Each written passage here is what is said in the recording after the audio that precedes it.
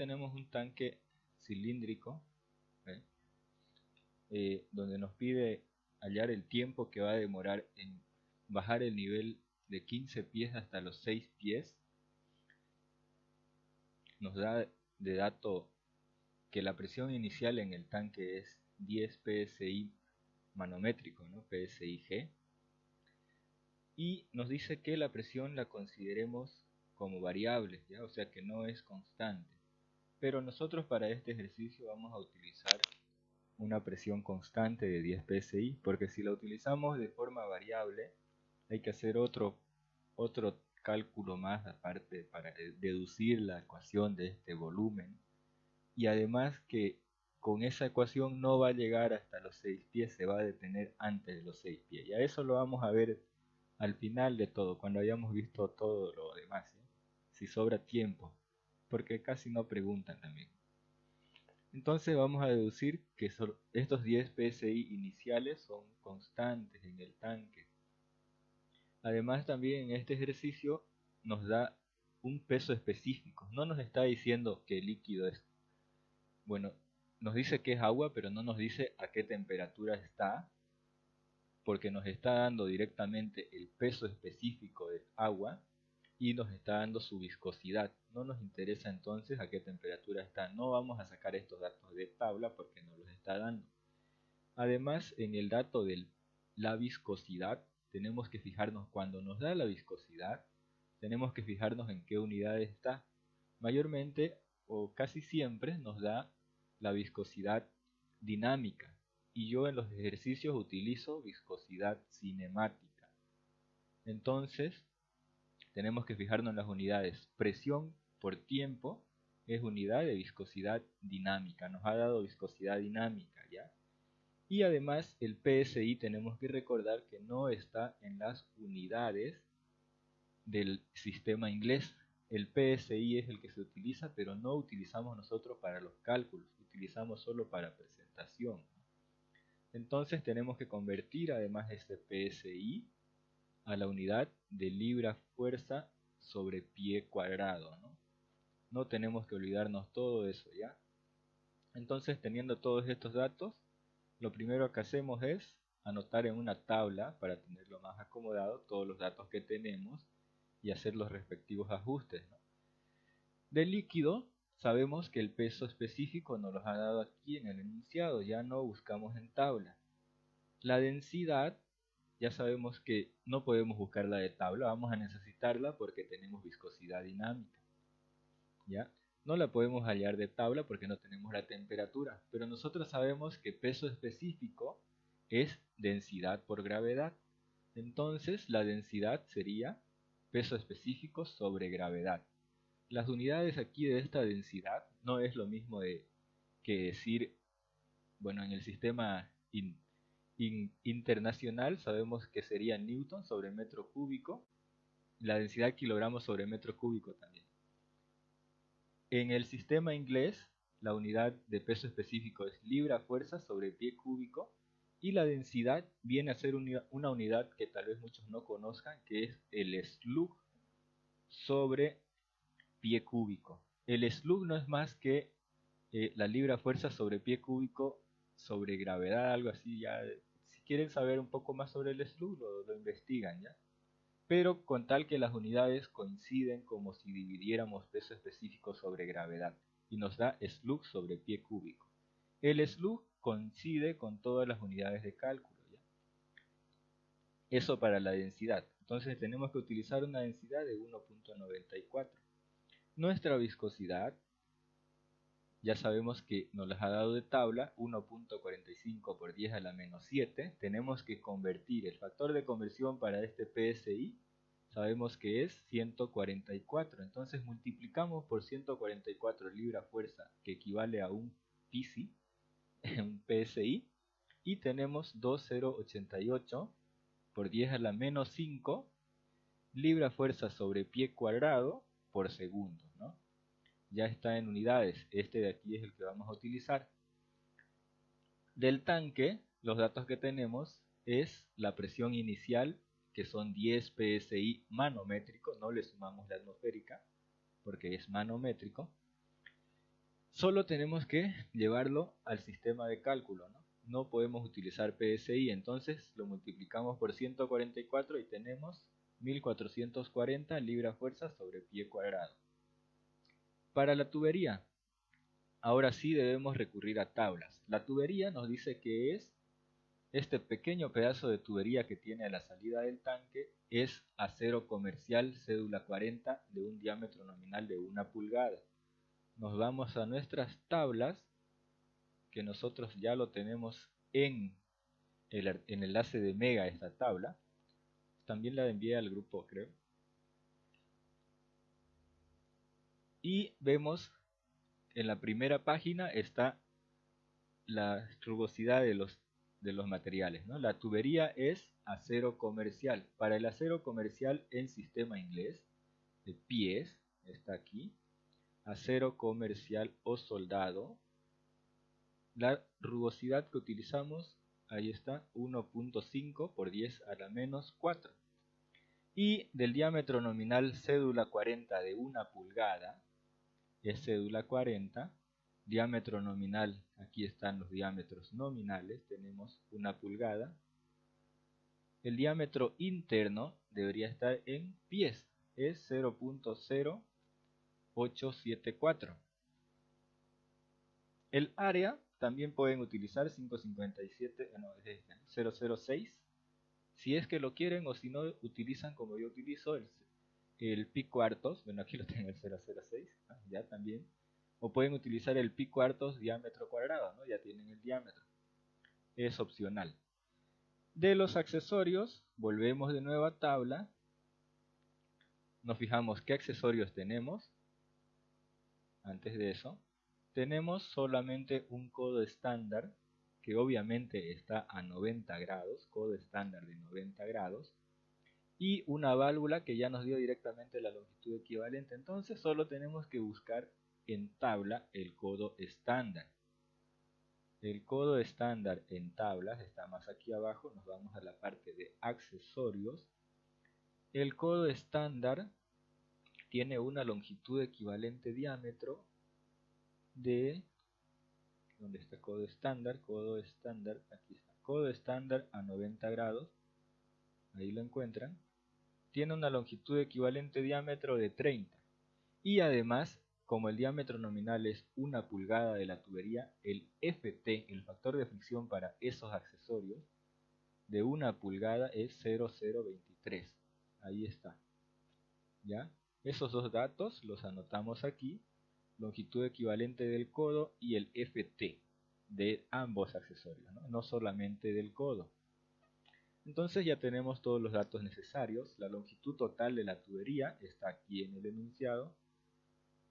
Y cualquier otro dato de niveles de altura también ya está deducido aquí en el mismo enunciado. Entonces nos pasamos a la siguiente parte, que es hacer nuestro balance de energía, ¿no? Utilizando la ecuación general de la energía, Bernoulli con esteroides, que es esta de aquí, la que tenemos nosotros en el formulario. La carga de energía en el punto A, que es presión, velocidad y altura en el punto A, más las bombas o turbinas, es igual a la carga de energía, presión, velocidad y altura en el punto B, más las pérdidas por fricción o pérdidas menores, ¿no? Esa es la fórmula. El punto A sería, ya está deducido aquí arriba, no es este, por si acaso, aquí debería ser el punto A al inicio del líquido, no vayan a confundir este ZA con ZB.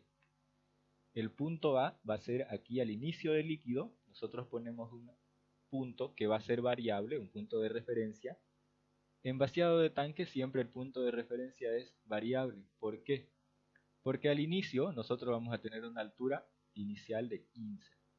Y a medida que va pasando el tiempo, el nivel de aquí va a ir bajando hasta tener una altura final de 6. Entonces esta Z va a ser variable, no va a ser un dato constante, ¿ya?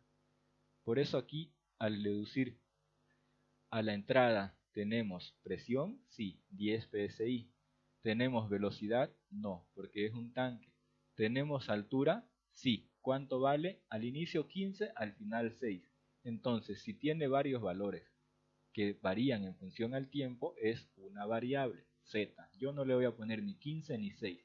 Es una variable que varía entre 15 y 6. ¿Está bien? Z es variable. Entonces, en el punto A tenemos presión y altura.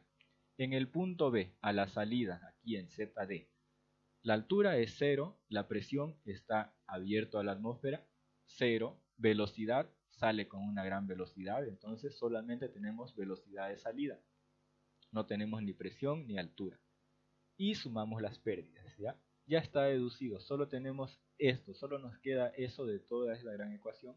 Obviamente bombas y turbinas, no tenemos ninguna bomba, ninguna turbina, eso vamos a ver más adelante. Ahora analizamos la parte de las pérdidas.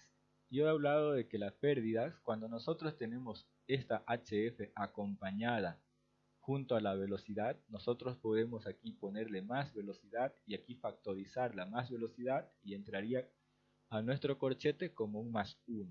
¿Ve? Entonces le sumamos la velocidad y entraría a nuestro corchete como un más 1 esa velocidad. ¿Está bien? La velocidad de descarga, ¿no? Porque HF multiplica a velocidad y factorizando, ya sabemos, un factor común que es matemática simple, entraría como un más 1. ¿Está bien? La pérdida se separa en pérdidas menores, succión, descarga y accesorios, y la pérdida por fricción, ¿no? De tuberías, ya eso lo tienen en el formulario. Vamos por partes. Este 1 es de la velocidad, ¿ya? Este 1 es de la velocidad. El 0,5 es porque la succión está formando 90 grados, ¿no? Está formando 90 grados. No es tubería ni metida, ni redondeada, ni de otra forma. Está formando 90 grados, está punteada, tiene pérdida por succión de 0,5. Si quieren lo vemos en las tablas. A la entrada dice que a la entrada con bordes afilados la K es igual a 0,5, ¿no? Entonces utilizamos ese valor para la K de succión. La K de accesorios es el FT 0.023 por las respectivas longitudes equivalentes diámetros de cada accesorio. Tenemos un accesorio de codo que vale 30 más un accesorio de válvula que vale 120. Ambos multiplican por el mismo FT, entonces lo podemos factorizar en un solo paréntesis y eso sería la K de accesorios. La K de descargas, habíamos dicho en el formulario que cuando tenemos velocidad de descarga, como es este caso, tenemos velocidad de descarga, ¿qué pasa con la K de descarga? La descartamos, ¿no? ¿Dónde está eso? Aquí. Si la velocidad de descarga se elimina, K de descarga es igual a 1. Como en este caso no se eliminó, la K de descarga es igual a 0. ¿No? Como hay velocidad, entonces no hay descarga, ¿ya? Y faltaría el último, ¿no? El más feo. La K de las tuberías. La K por pérdidas de fricción, que es factor de fricción por longitud total sobre diámetro. La longitud total es todo la longitud de la tubería, que es 6.6 metros, y el diámetro no es el nominal, es el interno. Si tuviéramos diámetro hidráulico, utilizamos el hidráulico, pero esta vez coincide con el interno, que es 00874. Todo esto multiplica por velocidad cuadrado sobre 2g, ¿no? Esto es velocidad cuadrado sobre 2g más hf, por eso está incluido esto. Esto es igual a lo de aquí. Entonces nos queda que velocidad al cuadrado sobre 2g más hf, que es lo que está a este lado de la derecha, es igual a toda esta ecuación. Igualamos eso a presión sobre peso específico más altura y nos queda esta ecuación. Todo lo de la derecha de este lado igualamos a lo de la izquierda de este lado. Igualamos ambas ecuaciones y nos queda presión, que sabemos que es 1440 constantes sobre peso específico más z, que es variable, es igual a todo este número. Todo este valor numérico nosotros podemos calcularlo. Si quieren les muestro el cálculo Texas, está aquí arriba, ¿no? 120 más 100 más 30, 150 por 0,023 más 1.5 me da 4.95. Y este lado de la presión lo dejo así, o si quieren lo acomodan ustedes. Me queda un poco más corto multiplicando todo este número, ¿no? Entonces tengo esta ecuación. Una vez que llegamos a esto, de haber hecho solamente el análisis de pérdidas y la ecuación de la energía, siempre vamos a llegar a esto. Lo que debemos hacer luego es simplemente despejar la velocidad, ¿no? Aquí tenemos la velocidad, para eso hemos hecho esta factorización, para no tener dos velocidades, sino solo una, y así nos queda más fácil la despejada. Me queda de esta forma, donde la única incógnita es el factor de fricción, ¿no? Porque la z no es una incógnita, es una variable. ¿Está bien? Entonces pasamos a la siguiente página con ese dato de la velocidad ya deducida. Y ahora nos queda hacer un par de suposiciones, ¿no? Vamos a suponer los límites. Esto siempre se hace en vaciados de tanques. ¿Desde dónde hasta dónde va a variar mi variable z? Al inicio sabemos que va a valer 15 y al final va a valer 6. Entonces yo digo, al inicio, suponiendo siempre 0,02 para ambos casos, al inicio yo voy a tener una altura z máxima de 15 pies. ¿Cuánto va a valer mi velocidad al inicio? Cuando el tanque esté prácticamente lleno, voy a tener una velocidad máxima de 21.92 pies sobre segundo. Si quieren les muestro el cálculo, solamente tenemos que reemplazar el supuesto 0,02 en el factor de fricción y la altura máxima en nuestra ecuación. Aquí está el cálculo, donde yo reemplazo esos valores, ahí, y me sale 21.9253, ¿no? Esa es mi velocidad máxima cuando la altura es máxima. Entonces, a medida que vaya bajando la altura, la velocidad también va a ir reduciendo. Y cuando llegue al final, a la altura de 6 pies, voy a tener una velocidad mínima, que es el mismo cálculo reemplazando 0,02 y reemplazando el 6 pies en la z. Me va a dar 19.6, lo podemos ver en la calculadora, está aquí arriba. ¿Dónde está? Ahí. He reemplazado 0,02 y 6 y me dio 19.1597. Ya tenemos entonces la velocidad máxima y la velocidad mínima. ¿Qué hago con esas dos velocidades? Simplemente calculo una velocidad promedio, máxima más mínima entre 2, y me da una velocidad promedio de 20.54. He sumado 19 más 21 y he dividido entre 2, me dio 20.54. Ahora, esa velocidad promedio es la que yo voy a suponer que va a tener en todo el recorrido desde los 15 pies hasta los 6 pies, ¿ya? No es ni siquiera tanta la variación, ¿no? Tampoco es que va a variar mucho el Reynolds al variar desde 21 hasta 19, no varía tanto, así que puedo yo suponer directamente esa velocidad promedio. ¿Para qué hacer más suposiciones? Con esa velocidad promedio calculo mi Reynolds promedio, que sería esta ecuación de Reynolds. Es diferente a las otras porque nos dieron viscosidad dinámica, no utilizamos la viscosidad cinemática. En el formulario tenemos dos ecuaciones de Reynolds, que ¿dónde está aquí? ¿Dónde está? Esta es la primera página. Bueno, no está aquí. Ah, está aquí en nuestra página. Tenemos dos ecuaciones de Reynolds, donde la primera es viscosidad. Por la viscosidad cinemática son solo tres cosas, ¿no? Velocidad, diámetro sobre viscosidad cinemática. Pero cuando tenemos viscosidad dinámica debemos utilizar densidad, velocidad, diámetro sobre viscosidad dinámica. Por eso es que necesitábamos ese dato de densidad y lo hemos deducido al inicio, ¿no? 1.94 o 62.4 sobre 32 que está ahí.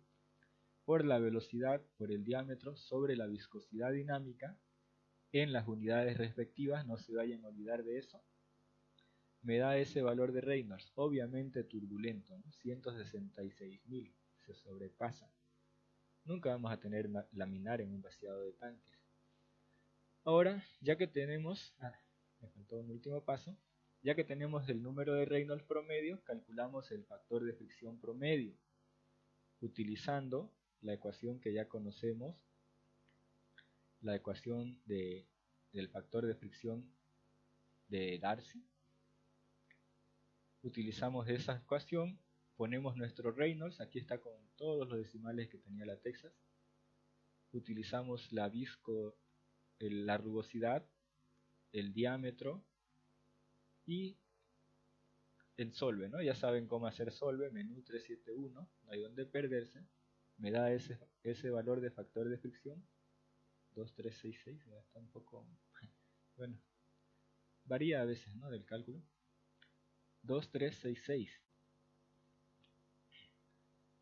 Este dato de factor de fricción lo reemplazamos aquí en nuestra antigua ecuación de velocidad y ya lo único que nos quedaría entonces sería la variable z. Ya tenemos deducida la ecuación de velocidad a la salida en función de z, ¿no? Ahora lo que debemos hacer es simplemente hacer el balance de flujo.